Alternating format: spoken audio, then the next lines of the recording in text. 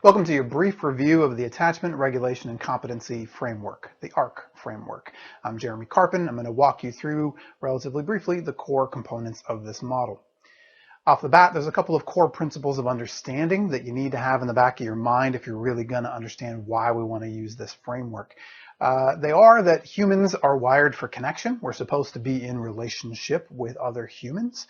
That healthy stress is necessary for growth and skill development, while toxic stress, like trauma and adversity, interferes with the development of our core skills that we need to navigate life. And that healing and promoting developmental skills, if we're trying to get people back on track, it happens in the context of a variety of caregiving relationships. It's not just something that happens in individual therapy. Everyone who's involved in a youth's life, if they're engaged with some intentionality, is a caregiver, and that's one of the key elements of this framework as well. There's three core domains that the framework is going to ask us to address. The first is building what we talk about as a safe container, intentional caregiving. Build a safe caregiving system that is regulated and provides support for skill development. That's attachment, the A of the ARC framework. The R and the C, regulation and competency, are the skills that we're helping the youth develop through being in relationship with those intentional caregivers. So R, youth regulation, this is the ability to regulate and tolerate experience across a variety of levels. C, or competency, is all about youth socio-emotional skills, support in the mastery of an array of tasks that are crucial to be able to be resilient in their daily life. When we talk about resilience in this framework, it is the capstone skill. What it is the process of, the capacity for, or the outcome of successful adaptation despite challenging or threatening circumstances. It's not just a trait that you have, it's the ability to be able to shift your skill set in different scenarios. It's a lot like code switching. Can I put on a different hat, a different version of me when I'm in school, when I'm in a relationship with my friends, when I'm in a relationship with my family members? It doesn't say in this framework that we're taking away a toolkit that has worked really well for a kid. What it says is we tell them lovingly that toolkit that you have might not be applicable in all the different spheres and contexts in which you're going to operate in. How do we help you broaden your toolkit throughout this work? Caregivers who are really great at helping youth build resilience are pretty rare. So kind of a silly acronym to be able to say that they are regulated, attuned, and able to respond effectively to be able to help youth grow. So the ARC framework, the house that is here on this screen, represents the core targets of our framework and our intervention. The lower half of the house, the green and yellow components, are the blocks that we're asking all of the adults in the youth's life to get good at and practice. So the lowest level are our integrative strategies. We'll touch on those in just a moment, and those touch every other block in the house. You're never done doing them. You're always checking back in on them. The kind of core skills that are part of that attachment level are the key elements that we're hoping that you're able to both embody and utilize to be effective, but they're also role modeling the same skills we're going to ask of the youth. So the regulation, competency, and resilience levels, those are the skills that we're hoping the youth are going to learn and master and get better at through being in relationship with you and with other caregivers in their lives. So we're going to start, before we really dive into the actual core targets, we need to look at one of those core understandings, looking at the concept of stress. So in general, when we talk about stress, we talk about the ARC framework, we need to be able to understand how our bodies respond to stress. So we're going to talk a little bit about the brain for a moment. If you were in training with me, then you've already seen us do this hand model, the hand flip model from Dan Siegel, but I'm going to use it again here.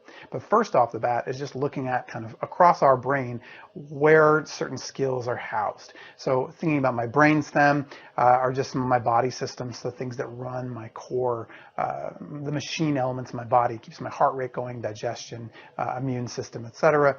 And this kind of my midbrain is focused on interpretation, emotion, and reaction. Where my cortex is, that's all the nice kind of gray matter woven up over the top of my brain. That's where a lot more of the human functions live. Rationality, thinking, using language, and then all the way up here in the front is the stuff that's not really done developing till I turn about like late 20s, early 30s. This is self-discipline.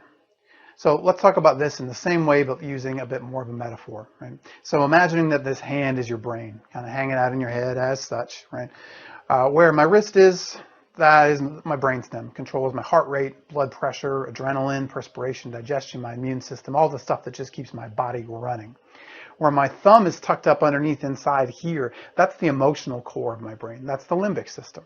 That's the reactive component that cues my emotional reactions. It triggers fear and anxiety responses.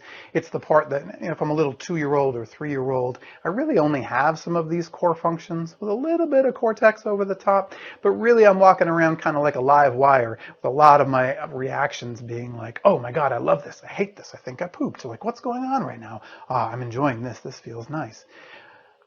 What we need though is like this nice cortex wrapped over the top where my fingers are here. This is the rational chunk of my brain. It gives meaning to my senses. It allows me to use language to express myself. It allows me to put information into memory, kind of hugs up together with this emotional core so that my memories are not just content, but they're also the nice emotional feeling of it, right? So if I'm enjoying this lecture right now, then I'm going to have a positive memory of it, a reaction plus the content.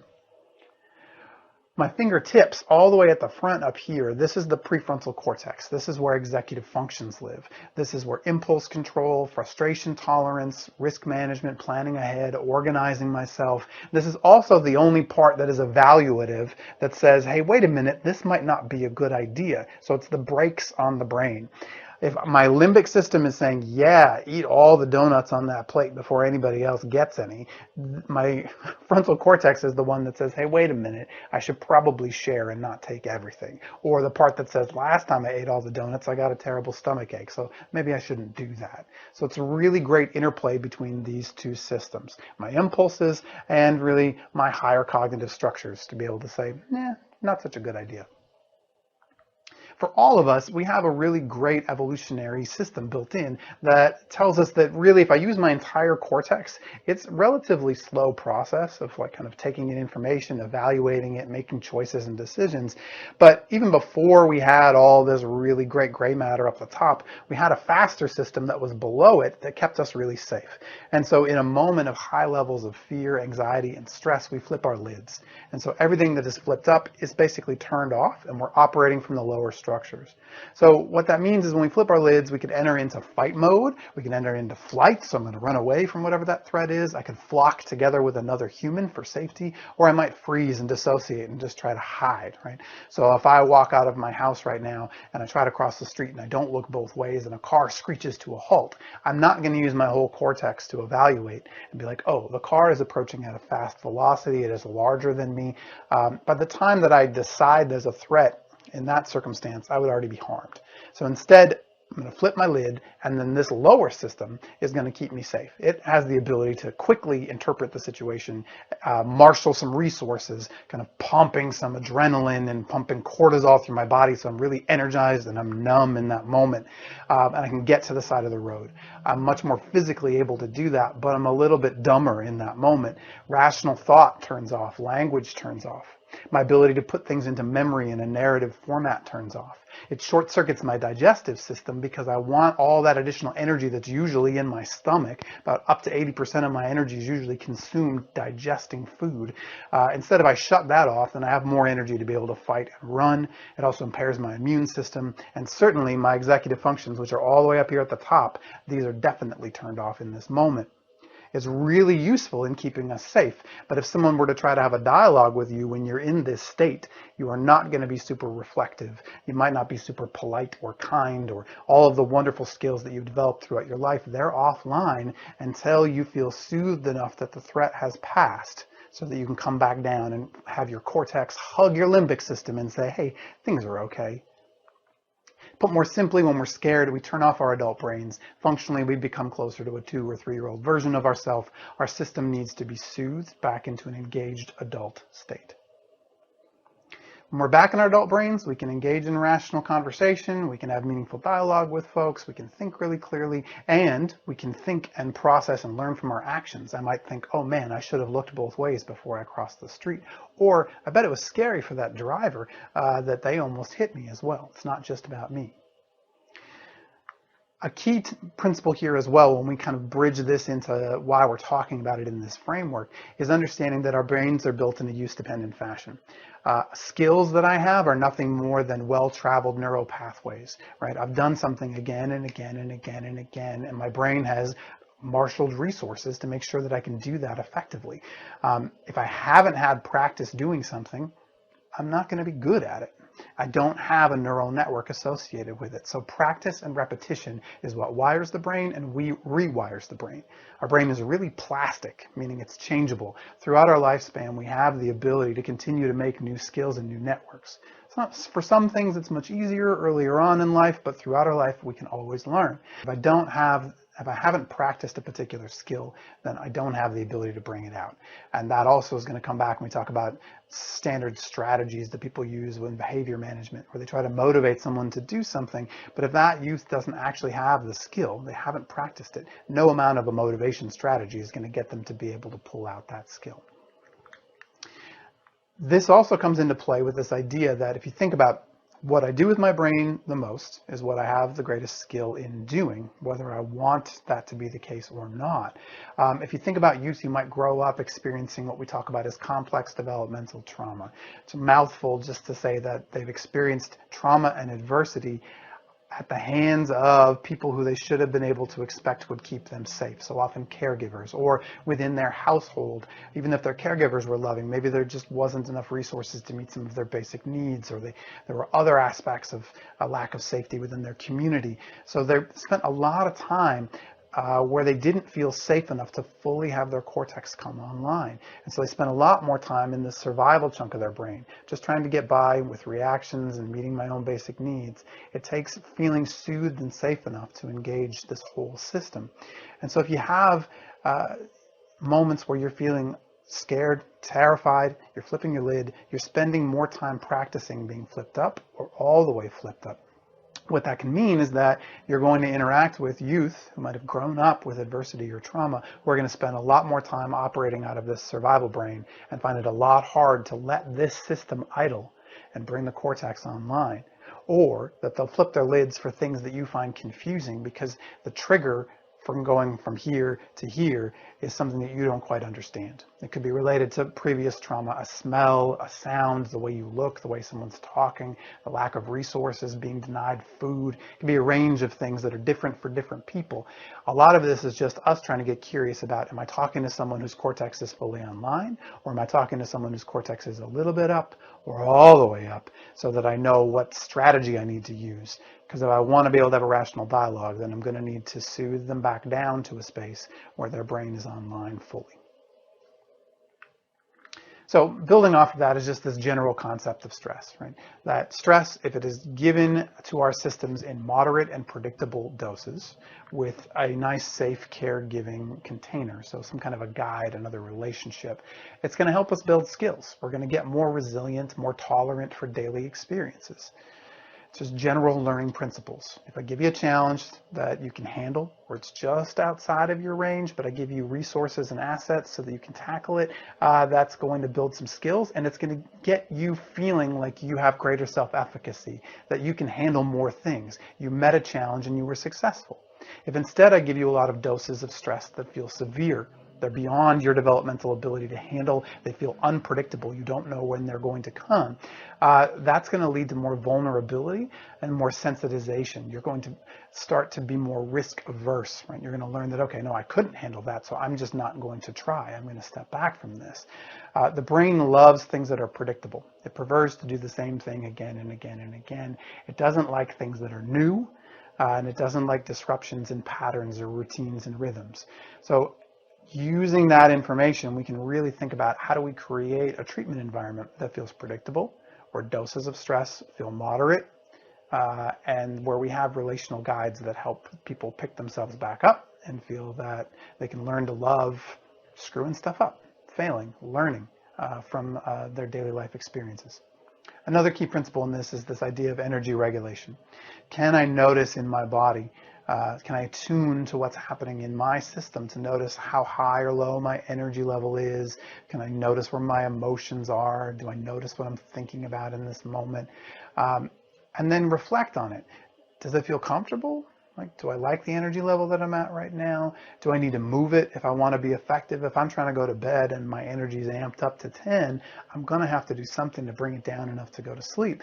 But if I'm trying to get ready to engage in a learning environment in a school, if I'm really low and I'm just starting to fall asleep, that's not going to be effective either. So how do I raise my energy?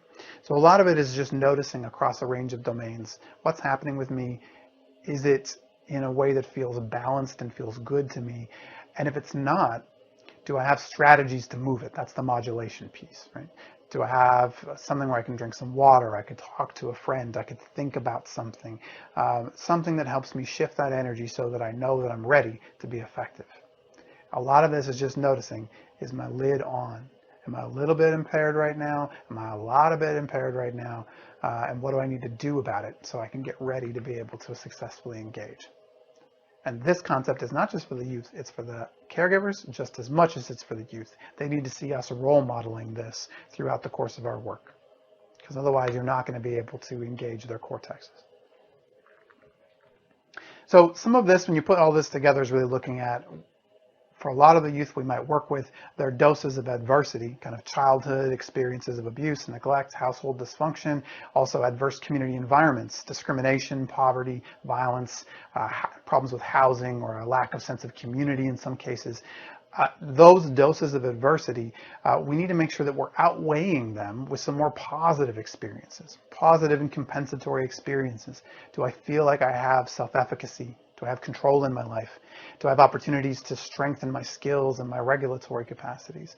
Do I have some supportive adult and child relationships? And do I have some background sources of faith, hope, and some cultural traditions? So we're going to come back to this image a number of times throughout this review. This is what we talk about as the safe enough caregiving container, where we take the adult skills of being regulated, being attuned, and being effective, and then surround the youth and be able to start to shift how we see them and how they see themselves. So when we talk about trauma-informed work, it's definitely not doing what's wrong with this youth, which is a deficit-based approach. It's more about thinking curiously about what happened to them in the past, and how did that impact their skills? But more importantly, what do they need? Based on what happened to them, what do they need from us to be able to master new skills and move forward effectively? So with that as the background, let's dive into the ARC framework itself. So the ARC framework is made up of 3 primary domains: attachment, regulation, and competency, supported by 3 integrative strategies: engagement, education, and routines and rhythms, in service of one overarching goal, which is resilience, the ability to integrate experiences of trauma and adversity that sometimes might feel like they're tripping a youth up, integrating them into a cohesive sense of self where they feel effective in daily life. So the ARC framework itself, you've got basically these 8 core targets with our 3 supportive strategies and our main goal. I'm going to walk through each of the levels and just remind you of some of the key concepts of them, and then talk about them in action. So reminder, so as I said a bit earlier, the 8 primary skill targets, the ones that are in green, the attachment ones, are related to the caregiving system: affect management, attunement, and effective and consistent response. The ones on the upper half of the house are all about the youth: self-awareness, or modulation skills, relational engagement, social problem solving, and self and identity. So integrative strategies at the bottom of the house, as I named a moment ago, integrative strategies, you're never done doing these. They touch every other block. You're always trying to think about how good is my engagement with this youth and this family? Are there different things that I need to know or understand or that they do? And you're always trying to tweak and adjust the routines and rhythms that are part of your milieus and part of their home environments to support them feeling calm enough and safe enough to be able to take on challenges. So looking at each of these blocks, kind of blowing them up a little bit, when we talk about engagement, caregivers are working to engage with youth and the caregiving system in the care process, making sure everyone has a voice in the process of growth and that they understand the goals of what you're doing.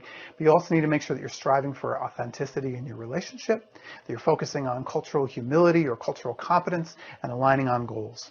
Making sure that the work that you're doing fits for that youth and for that family. And if there's not a goodness of fit, that you get really good at trying to help them understand who you are and why you're approaching this work in the way that you are. When we talk about education, we're As a caregiver, we're trying to collaborate with the youth and the rest of their caregiving system to try to understand and help them understand what happened in their life and how that connects to the areas where they might need to grow and they might need to get better at adapting. Trying to help youth understand themselves. Routines and rhythms. Caregivers are going to collaborate with youth and the caregiving system to define a vision for their care.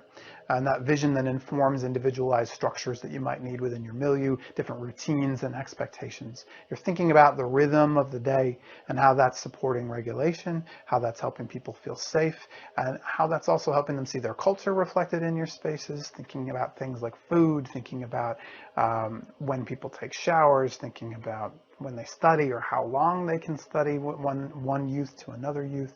It can be a range of different things you want to look at, but you want enough predictability in the system that they're able to look at the things you want them to look at, but not just feeling overwhelmed by the daily experience itself. In general, as humans, we are living, breathing rhythm machines. You want to bake rhythm into the course of your work.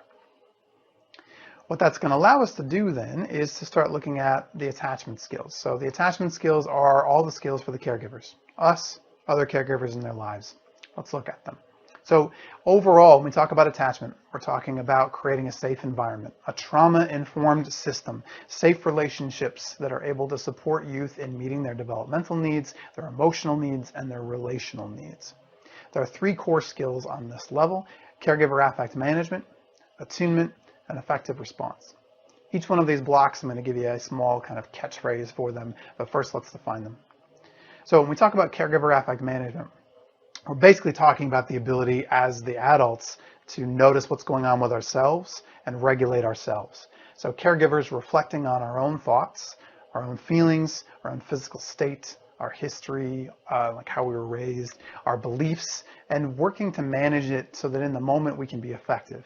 It's essentially saying, can we get pretty good at being in the moment with youth and the daily life stressors, but keeping our lid on enough that I know that I'm acting from the rational chunk of my brain rather than the reactive chunk of my brain.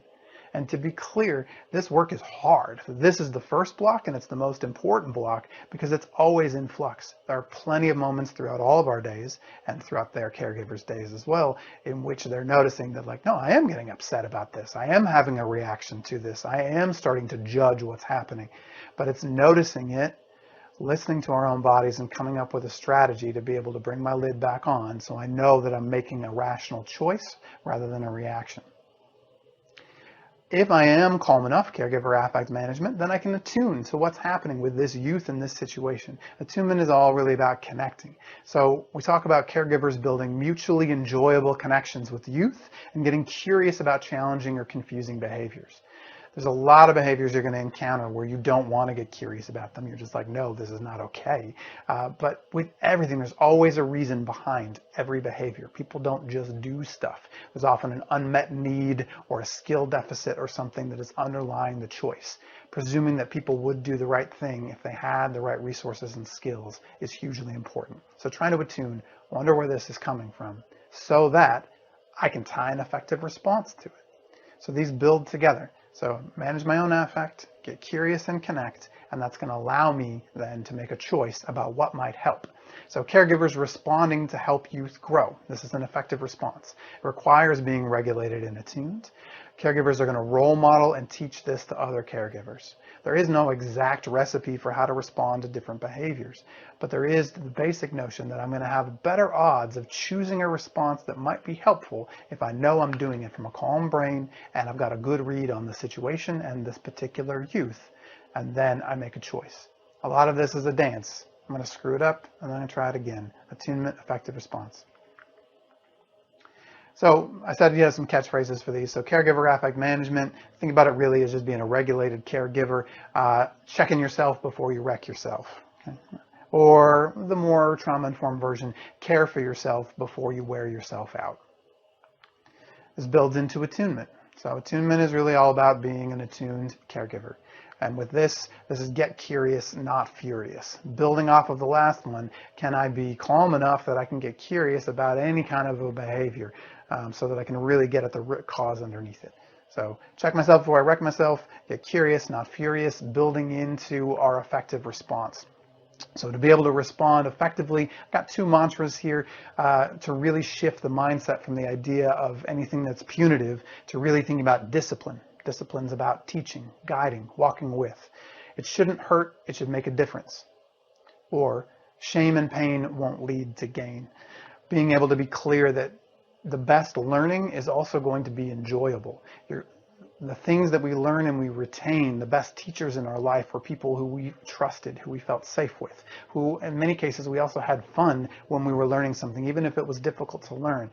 But shame and pain are not really effective teaching tools. They might look effective in the moment, but really what they do is reinforce some of the very same survival brain functions that we're trying to let them have this system idle so that they could make choices about how to respond in the day-to-day of their lives.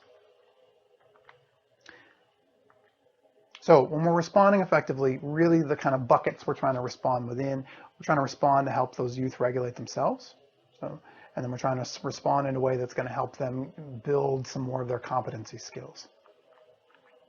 Putting a lot of this together, you want to think about the safe container again, of trying to create a safe enough space for youth to make choices, make mistakes, pick themselves back up again, and try it again. Building skills, using them in context. You can't change a system. You can't learn new skills if you're not safely activating that same system, right? In the same way that I can't learn how to drive without actually getting behind the wheel and trying it out, but with a certain amount of safe parameters set up. That's why I've got traffic cones here, right? You're not just going to let me get in your car and just go give it a whirl after reading a manual about it. You need to have plenty of opportunities for youth to practice skills in context with their peers, with other relationships, if they're going to get good at it at all. And you have to expect that they're not going to be good at first, and that they're going to need to get back in there and try it again. For whatever reason, they didn't master some of these skills at a younger age. You got to get curious about that and figure out, what do I got to do to help this teenager or this younger child get the practice that I wish they'd gotten earlier. So going from the adult skills, which are the lower levels, now into regulation, which is the first skill for the youth. So on the regulation level, we've got two core skills, identification and modulation. So we're working with youth to build the ability to safely and effectively manage their experience on many levels. Emotionally, physiologically, cognitively, behaviorally. This includes the ability to identify, access, modulate, and share what's going on, right? Do I know what's going on in my body? Do I know if it feels good or not? And do I know how to express it to people in a way that doesn't drive them away from me? So within each of these skills, when we talk about identification, we're helping the youth reflect. What am I thinking right now in this moment? How is that impacting my choices? What am I feeling in my body? Do I have emotional language to put to those feelings? And then physically, how am I feeling? Am I hungry? Am I tired? Am I feeling in pain? Oftentimes youth might feel slightly disconnected from what's going on physiologically with them. Allowing them to calm down slowly, listen to their body, notice whether or not their cortex is fully online in this moment or not. Building from identification, we want to help youth learn some skills to modulate that. I know what I'm feeling. I know maybe that it doesn't quite fit what's going on, so I need some skills to manage my energy, my emotions, my thoughts, my physical states so I can be effective in the moment. So being able to notice and have that beat before I send a text message to someone I'm dating, before I tell off a teacher or a family member. I need that moment to notice what's happening. I need something to be able to say, I'll talk to you in 5 minutes. I got to go breathe. I got to go take a walk. I'm going to go call a friend who I know calms me down. Some kind of a strategy that shifts that energy in a way that allows them then to go back and make with a calm brain a rational choice that is more likely to be effective in the moment. If we're able to help them build some good regulatory capacity, then that allows them to actually get to practice some of their competency skills, right? Everything on this blue level is up in our cortex, really. I mean, relational connection is kind of at the bridge between, but for the most part, what we're talking about is if I'm calm enough that I can have my cortex online, then I can face challenges and get better with some of the core skills that are on this level. There's 3 core skills that are here: relational connection, executive function, and self-development and identity. When we talk about the competency domain, we're trying to build foundational skills that you need for healthy ongoing development and resilience. We're supporting key reflective capacities, the ability to set goals, and the ability to make active choices in the moment, and a developmentally appropriate sense of self, like who I am. So what we're talking about with these blocks, relational connection, is all about expressing myself. Can I get in bonds and connections with people and advocate for myself, communicate with others in a way that keeps my relationships intact, right? Build strong relationships within your programs and outside of program. A lot of this is about trying to find my voice. Can you give forums to your youth to be able to express themselves, to figure out, like, and initially it's not going to be great, right? I remember sitting in groups with some kids and they try out I statements and they'd be like, I feel violated right now because you farted in group. I need you to go outside of the group if you're going to do that. I think it's nasty. And it's like, even though that might have like caused a disruption in the group, it was actually a really effective and appropriate way to express yourself. Like trying in the moment to be able to get better and better. You don't just go from really bad at expressing myself to amazing. There are degrees in the middle that we have to be present to. A lot of this work is riding out kind of the messiness of developing skills. Executive functions is all about helping youth learn how to plan, organize, think ahead, and teaching them to solve social problems. So executive functions is all the stuff up here in the prefrontal cortex. This is the stuff we talked about earlier. It's all at my fingertips. It's the first stuff to go offline. When I start to get a bit upset, I get a little bit less self-reflective. I'm a little bit less able to plan ahead and consider the possible consequences of my actions. This does also include things like, organizing myself, cleaning my room, using a planner, some study skills and things are up in here. Really, for the purposes of our framework, we're really focused on this idea of being able to take perspective of other people, kind of building off my relational connection component, be able to step back and evaluate situations I was in and think about whether I made a good choice or not a good choice, try to imagine other possible realities, try to take other people's perspective. So a lot of this is trying to help them solve daily problems, think about how well they're functioning in certain relationships, and inhibit their impulses and frustration tolerance. So you can do a lot in terms of trying to play games and things that allow them to try to stay connected even when they're getting frustrated, right? Keeping my lid on while playing a game of Uno Attack or going bowling when I keep getting gutter balls. Pushing myself to stay in something even when it's hard is going to build some executive functions. And it's a lot easier to do that if you're doing it with a spirit of playfulness. Lastly, on this level is self-development and identity. What we're talking about here is throughout the work trying to help youth explore who they are, who they want to be in the future across groups and settings, right? What makes me unique? What makes me awesome? Who do I want to be when I grow up? Or who do I want to be next year or 2 years from now? Can I envision myself growing up in the first place? And can I make sense of who I am across time and context? Can I think about, okay, I know who I was when I was, 5, 6, 7 years old. I know who I am now.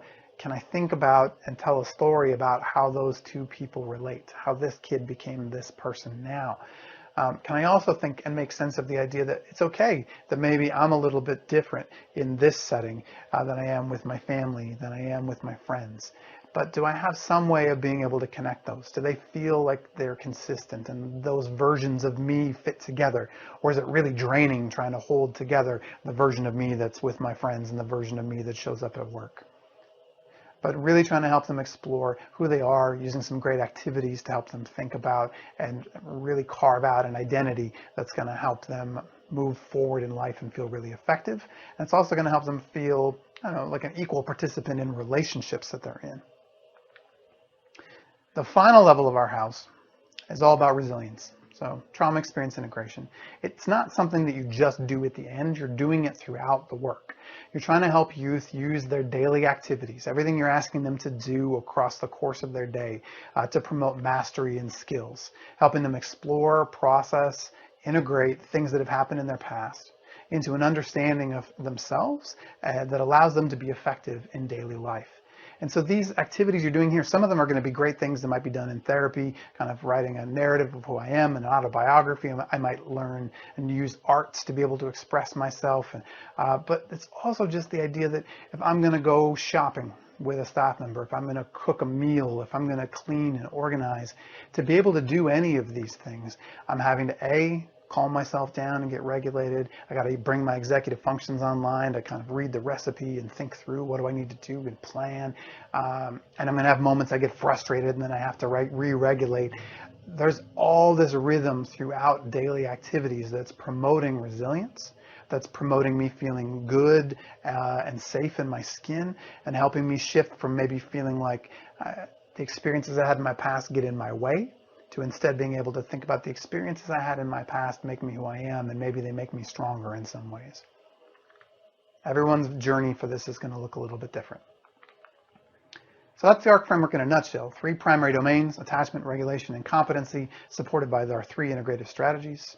Am I engaged with this kid and that family? Do I really understand them? Do they understand themselves? Am I using really good routines and rhythms throughout my day and our interactions to be able to help them feel safe, have a nice holding space? And then am I really focused on what's going to help them be effective in their daily life? Am I looking at the youth that I work with as community members who are there with me, who at some point in my life might very well be my boss, be my neighbor, be someone who I would willingly stand up and vote for alderman or something else, right? Really looking at them not as just youth in care, but as community members with us and helping them be more effective in their daily lives. So the ARC framework, you can look at it in terms of the core skills arranged in our nice little house. You can put it together in a variety of ways. Regulate, attune, and respond effectively. So a very cheesy graphic to pull some of this together. You got a youth, maybe they got a little bit of a flipped lid. They're frustrated with the homework that this kid's working on. They might look edgy, angry, energetic, or might just look checked out, bored, tired, confused. As a staff member approaching this situation, I might be a little bit annoyed about this, so my lid might be a little bit flipped. I might look a little threatening in that moment. If I don't take a moment to pause, self-regulate, so that I can engage this situation with some level of curiosity, a good, well-connected, curious brain, so that maybe I could identify if this person needs some support. Maybe they do need a limit to be able to feel calmer. So calm staff is going to help that youth feel safer. If I'm able to approach, I might be able to co-regulate and bring them back down to a place where we can actually communicate. So I'm able to come in then, if I'm able to come in with a calm brain, that's going to invite them back into that space and be able to get to the place where then they can actually process. If my lid's flipped and their lid's flipped, it's just the 2-year-old chunk of my brain talking to the 2-year-old chunk of their brain. There's no learning that's happening. The goal is to get their lid back in place so that we can engage in some processing. So we can help them think about regulation skills. We can think about how they're able to engage in relationships, where they can reflect on the situation, build some better problem solving skills, focus on repair if there's some harm that was caused from this, and then ultimately focusing on some growth. But we want to get them back to routine as quickly as we can so that they keep getting that learning through in vivo daily experiences. The safe enough caregiving container, as I named at the outset, the core skills that are part of attachment and part of our integrative strategies are really providing the holding space for the youth to develop and work on their core skills. Really, we're trying to help them learn how to regulate themselves, engage in daily life, and be able to adapt and thrive. When you take this and you put it into the ARC and action sequence, you just really take the 3 core attachment blocks of regulating yourself as an adult, caregiver affect management, just regulate myself, attune to what's going on, and then respond effectively. When I say respond effectively, I want to do it in a way that supports competency, regulation, and ultimately resilience. And so within this, it's really looking at how do I help them reflect and modulate what's going on in my body? What do I need to move my energy and my emotions so that I can connect with others? I can work to solve the problems in the situation I'm in. Can I evaluate this and get myself out of this in an effective way and explore who do I want to be? Right? And ultimately, can I get better at engaging in daily life? Resilience. That's our core framework. Hopefully this was a pretty useful review to reconnect you back to what we walked through in the 2-day training or the 1-day training. Look forward to doing some more work with you throughout our consultation.